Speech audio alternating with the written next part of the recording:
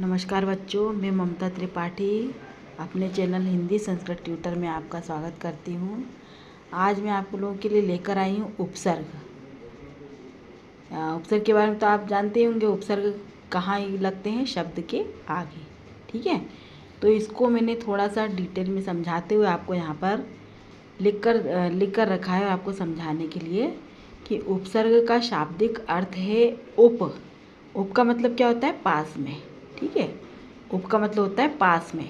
और सर्ग यानी सृष्टि का मतलब क्या होता है? निर्माण, है ना। सर्ग का मतलब होता है सृष्टि ने निर्माण, है ना। अर्थात जो शब्द के पास पहुंचकर यानी कि उससे जुड़कर, है ना। शब्द के पास पहुंचना है ना, उससे जुड़ जाना, है ना। उसमें नए अर्थ की सृष्टि करे, यानी कि नए शब्द का निर्माण करे, है ना। उसका मीनिंग चेंज हो जाए, उसका मतलब बदल जाए, यानी कि नए शब्द का निर्माण करे, वो क्या हो जाते हैं? उपसर्ग हो जाते हैं। आया समझ में? उपसर्ग का मतलब क्या होता है कि उपसर्ग शब्द के आगे लगते हैं, और शब्द के आगे लगने से उनका अर्थ ही चेंज हो जाता है और नए शब्द का निर्माण हो जाता है। ठीक है ना। जैसे यहाँ पर कुछ एग्जाम्पल यानी उदाहरण मैंने लिख कर रखे हैं। जैसे मान शब्द है ना। तो मान, इसके आगे अपन ने उपसर्ग लगा दिया अभि प्लस मान। तो क्या मान का मतलब मान है ना, और अभिमान, ये क्या बन गया? अभिमान। मान के साथ में अपन ने अभी लगा दिया, तो क्या बन गया? अभिमान। अभिमान का मीनिंग क्या होता है? घमंड। ठीक है, और मान का मीनिंग क्या होता है? हम किसी का मान करते हैं, सम्मान करते हैं। ठीक है, तो यहाँ पर उपसर्ग लगने से ये नया शब्द बन गया अभिमान।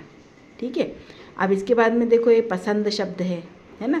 अब अपन ने इसके आगे ना उपसर्ग लगाकर ना प्लस पसंद, तो क्या बन गया? ना पसंद। पसंद यानी हम किसी चीज़ को पसंद कर रहे हैं, और ना लगाने से ना पसंद यानी पसंद नहीं कर रहे हैं, है ना। शब्द का अर्थ बदल गया ना। इसी प्रकार नाथ, है ना। नाथ यानी, नाथ का मीनिंग होता है कि मतलब जो अपना रखवाला हो, नाथ। ठीक है, तो नाथ के आगे अपन ने अ उपसर्ग लगा दिया, तो क्या बन गया? अनाथ, जिसका कोई नहीं होता। अनाथ का मतलब क्या होता है? जिसका कोई ना हो, है ना।